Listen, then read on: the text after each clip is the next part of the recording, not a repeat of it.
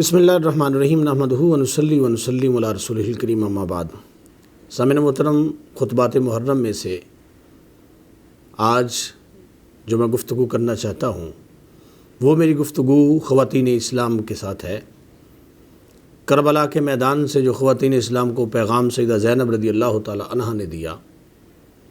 تمام خواتین اسلام اس کو غور سے سنیں اور اپنی زندگی کا حصہ بنائیں۔ سامعین محترم، صنف نازک کو اگرچہ کمزور سمجھا جاتا ہے، لیکن کربلا کے میدان میں سیدہ زینب رضی اللہ تعالی عنہا نے وہ عظیم کردار ادا کیا ہے جس سے خواتین اسلام کا سر ہمیشہ ہمیشہ کے لیے بلند ہو گیا ہے۔ سیدہ زینب جو اپنے بھائی سے محبت کرتی ہیں اور سفر میں مدینہ شریف سے لے کر مکہ اور مکہ سے پھر کربلا تک اپنے بھائی کے ساتھ ساتھ رہیں، جنہیں سیدنا امام حسین رضی اللہ تعالیٰ عنہ بار بار نصیحتیں بھی کرتے گئے۔ ہمارا یہ نظریہ ہے کہ حضرت امام حسین رضی اللہ تعالیٰ عنہ اپنے نور باطنی سے یہ جانتے تھے کہ میرے بعد قافلہ حسینی کو اگر کسی نے سہارا دینا ہے تو وہ میری بہن زینب نے دینا ہے۔ اور جب کربلا کے میدان میں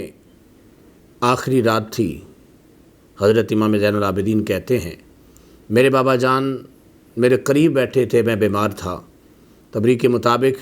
حضرت امام حسین رضی اللہ تعالی عنہ اس وقت کچھ اشعار پڑھ رہے تھے۔ سیدہ زینب رضی اللہ تعالی عنہ سے وہ اشعار برداشت نہ ہوئے۔ اس میں واضح پیغام تھا کہ حضرت امام حسین رضی اللہ تعالی عنہ جو کربلا کے میدان میں کرنا چاہتے تھے وہ آپ اپنے اشعار سے بتا رہے تھے اور شہادت کی خبر دے رہے تھے۔ حضرت سیدہ زینب رضی اللہ تعالی عنہ جو کہ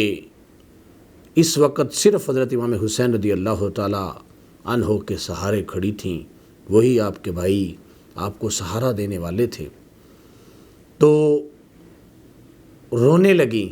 تو حضرت امام حسین رضی اللہ تعالی عنہ نے اس وقت اپنی بہن کو جو سبق دیا وہ آج خواتین اسلام کے لیے بڑا عظیم سبق ہے۔ حضرت امام حسین رضی اللہ تعالی عنہ کہنے لگے،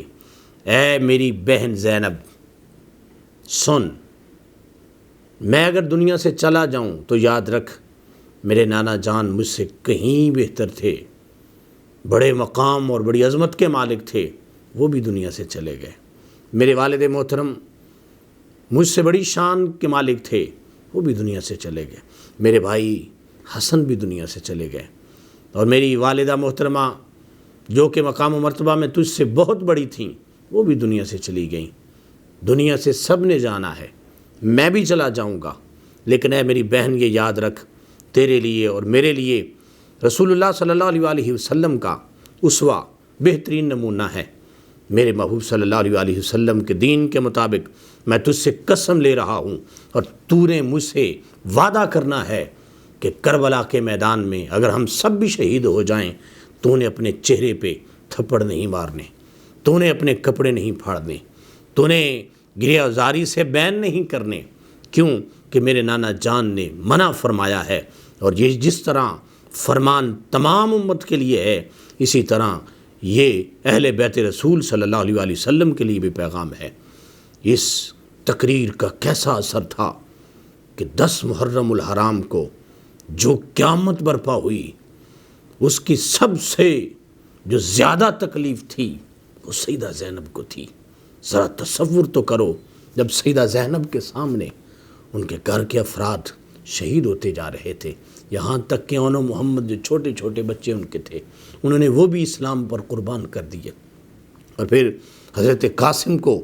حضرت علی اکبر کو انہوں نے اپنی آنکھوں کے سامنے شہید ہوتے دیکھا، لیکن صبر کا دامن نہیں چھوڑا۔ اتنے لاشیں اور تڑپتے لاشیں اور اتنی تکلیف میں بھی وہ یہ نہیں بھولی کہ میرے بابا جان نے، میرے نانا جان نے، میرے بھائی نے جو مجھے پیغامات شریعت کے دیے ہیں ان کو میں نے کبھی نہیں بھولنا۔ اس گھرانے کو خداوند قدوس نے کتنا صبر عطا فرمایا ہے۔ سیدہ زینب کربلا کے میدان میں اسی صبر کا اظہار کر رہی تھی اور جرأت و بہادری کا بھی اظہار کر رہی تھی۔ دیکھیں کربلا کے میدان سے حضرت سیدہ زینب کا اس قافلے کو لے کے جانا ابن زیاد کے پاس جو کوفہ میں تھا، اور وہاں پر بھی آپ نے ڈنکے کی چوٹ پر اور جرأت کا اظہار کرتے ہوئے علی کی بیٹی ہونے کا ثبوت دیا، حسین کی بہن ہونے کا ثبوت دیا، اور پھر آپ نے وہاں پہ خطاب کیا اور کوفیوں سے یہ باتیں کیں اور خطاب کے ذریعے کی ہیں، اور آپ کا وہ خطاب لاجواب ہے جو اکثر کتب کے اندر موجود ہے کہ آپ نے اہل کوفہ کو کہا، یا اہل الکوفہ، یا اہل الاقتل، یا اہل القتل والغدر والخزل، اے دھوکہ دینے والے لوگوں، اے غدر کرنے والے، اے رسوا کرنے والے لوگوں، تم نے کیا کیا؟ ہمیں بلا کر شہید کروایا ہمارے گھرانے کو، اور آج روتے ہو۔ میں کہتی ہوں کہ تم ہمیشہ روتے رہو۔ آج اگر ہم اپنے ماحول میں دیکھتے ہیں کون ہیں جو رو رہے ہیں، ایک ہے جرأت و بہادری کا اظہار کرنا۔ تصور کریں رونے والے کیا کر رہے ہیں، اور جو جرأت و بہادری کی باتیں کر رہے ہیں وہ کیا کر رہے ہیں۔ حضرت سیدہ زینب رضی اللہ تعالی عنہا جب ابن زیاد کے دربار میں تھیں تو ابن زیاد نے کہا، دیکھا تمہارے ساتھ کیا ہوا؟ کیا دیکھا تم نے کہ تمہارے اہل بیت دنیا سے چلے گئے؟ تو حضرت سیدہ زینب نے جواب دیا، ما رأیت الا جمیلا، میں نے تو دیکھا ہے، مجھے جو نظر آیا ہے وہ تو حق ہی حق نظر آیا ہے، اور مجھے جو نظر آیا ہے وہ خوبصورتی نظر آئی ہے۔ ہؤلاء قوم کتب اللہ علیہم القتل فبرزوا الی مضجعہم، یہ جو قوم تیرے سامنے شہید ہو گئی، اہل بیت رسول کا گھرانہ شہید ہو گیا، یہ قوم ہی قربانی دینے کے لیے آئی تھی، اللہ پاک نے ان کی قربانی کو قبول کر لیا ہے۔ سیدہ زینب نے ڈنکے کی چوٹ پہ اس سے بات کی ہے، اور یہاں سے جب قافلہ یزید کے دربار میں پہنچا وہاں پر بھی آپ کا خطاب لاجواب تھا، جرأت و بہادری اور صبر کا ایک نمونہ آپ نے پیش کیا ہے۔ ایک تو حضرت امام زین العابدین کو آپ نے ہمیشہ ڈیفینڈ کیا، ابن زیاد کے دربار میں بھی، یزید کے دربار میں بھی آپ نے ان سے بات کرتے ہوئے کہا کہ میں تمہیں امام زین العابدین کے قریب نہیں آنے دوں گی، کیوں کہ ہم اہل بیت رسول میں سے صرف یہی بچے ہیں۔ اس وقت جرأت و بہادری کا بھی اظہار فرمایا ہے، اور پھر وہاں پہ جو آپ نے خطاب فرمایا اس میں قرآن کی آیتیں پڑھیں، ثم کان عاقبۃ الذین اساءوا السوء ان کذبوا بآیات اللہ وکانوا بہا یستہزئون، آپ نے کہا ان لوگوں کا کیا انجام ہوگا قرآن کے مطابق کہ جنہوں نے اتنا بڑا برا کام کیا ہے اور وہ مذاق بناتے رہے، ان کو قیامت کا دن دیکھنا کتنی رسوائی انہیں ملے گی۔ اور پھر آپ نے کہا یہ تمہیں اے یزید اللہ کی طرف سے ڈھیل ملی ہے، کیونکہ اللہ کا یہ فرمان ہے وَلَا يَحْسَبَنَّ الَّذِينَ كَفَرُوا أَنَّمَا نُمْلِي لَهُمْ لِيَزْدَادُوا إِثْمًا،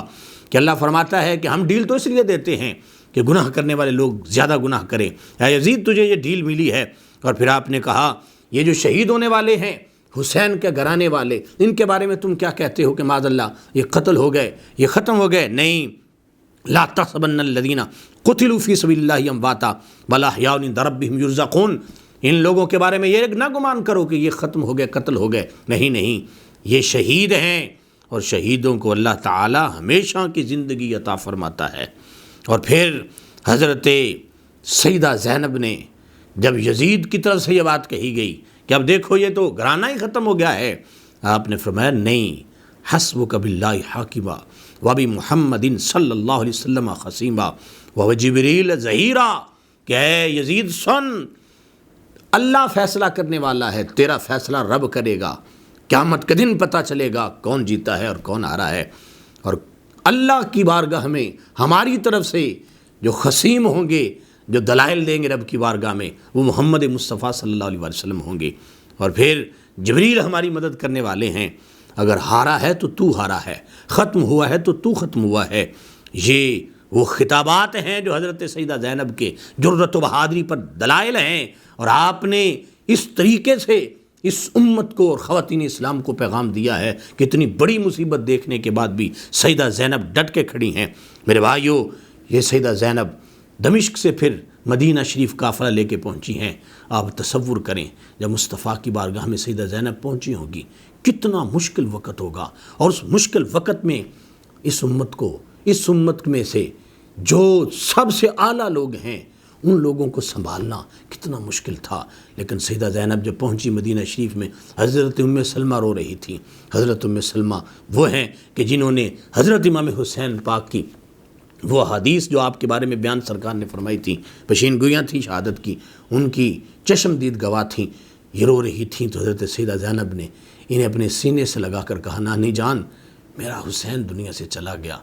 نانا کا دین بچا گیا ہے، اور پھر انہیں لے کر مصطفیٰ کی بارگاہ میں حاضری کے لیے گئیں، اور وہاں کتنا مشکل ہوگا وہ مرحلہ۔ ایک تو یہاں سے جانا بڑا مشکل تھا، اور پھر واپس پلٹ کے مصطفیٰ کی بارگاہ میں حاضری دینا بڑا مشکل تھا، لیکن ایک جرت، ایک بہادری اور ایک صبر کی مثال قائم کی ہے سیدہ زینب نے، کہ مصطفیٰ کریم صلی اللہ علیہ وسلم کی امت کی عورتوں کو یہ پیغام دیا ہے کہ حالات جتنے مشکل مرضی کیوں نہ آ جائیں، حالات کو نہ دیکھو، بلکہ ہر وقت ڈٹ کے کھڑے رہو، اور صبر جو ہے یہ اس امت کا خاصہ ہے، اس وجہ سے صبر کا دامن کبھی نہیں چھوڑنا چاہیے۔ اسی لیے تو کہا گیا ہے کہ کربلا دو وابست، کربلا و دمشق یکے حسین رقم کرد دیگرے زینب، کہ کربلا میں تو دو امتحان ہوئے، ایک امتحان امام حسین کا تھا، دوسرا امتحان سیدہ زینب کا تھا، کہ جنہوں نے حضرت امام حسین کی شہادت کے بعد اس حسینی قافلے کو سنبھالا، اور یہ زیادہ مشکل تھا، وہ تو رب کی بارگاہ میں شہادت کے اعلیٰ مرتبے پر فائد ہو گئے، لیکن اتنی شہادتوں کے بعد بھی حضرت سیدہ زینب کا ڈٹ کے کھڑے ہونا اور صبر کرنا یہ ایک بہت بڑا سبق ہے اس امت کی خواتین اسلام کے لیے، اور پھر بڑا کٹھن تھا۔ ذرا اندازہ تو لگائیں، گوگل میپ کے ذریعے آپ دیکھ لیں، مکہ سے مدینہ سے پہلے مکہ جانا یہ 431 کلومیٹر کا فاصلہ بنتا ہے، اور پھر مکہ سے کربلا جانا 1731 یا 1447 کا یہ سفر بنتا ہے، پھر کربلا سے کوفہ جانا یہ 70 کلومیٹر کا سفر ہے، پھر کوفہ سے دمشق جانا یہ 923 کلومیٹر کا فاصلہ ہے، پھر دمشق سے مدینہ جانا یہ 1229 کلومیٹر کا فاصلہ ہے، یہ ٹوٹل تقریباً 4100 کلومیٹر بنتا ہے، اور ان میں سے 2000 کلومیٹر تقریباً آپ نے سفر جو آنے کا طے کیا کربلا کے میدان تک وہ آپ نے حضرت امام حسین کے ساتھ کیا ہے، اور اس میں سے تقریباً 2222 کلومیٹر جو کہ کربلا سے کوفہ اور کوفہ سے دمشق اور دمشق سے جو مدینہ کا سفر ہے،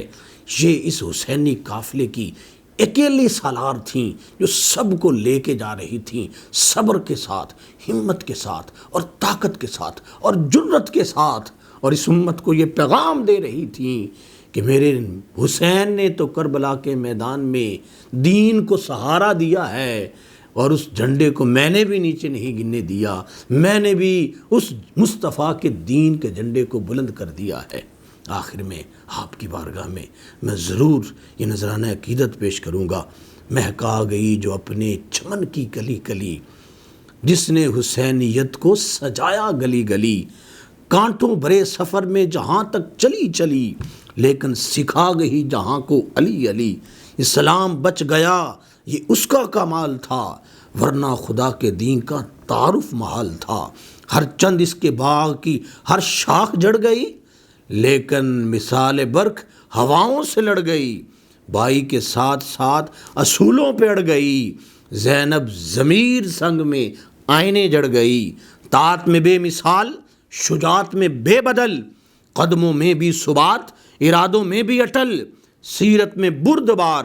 بصیرت میں بے خلل، معیار باوقار تو گفتار برمحل، انسان کو زندگی کا